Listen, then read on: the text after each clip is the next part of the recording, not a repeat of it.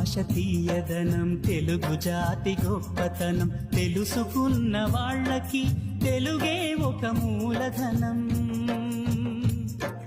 తల్లి తండ్రి నేర్పినట్టి మాతృభాషరా, తెలుగు మరచిపోతే వాళ్ళని నువ్వు మరచినట్టురా, ఇది మరువబోకురా.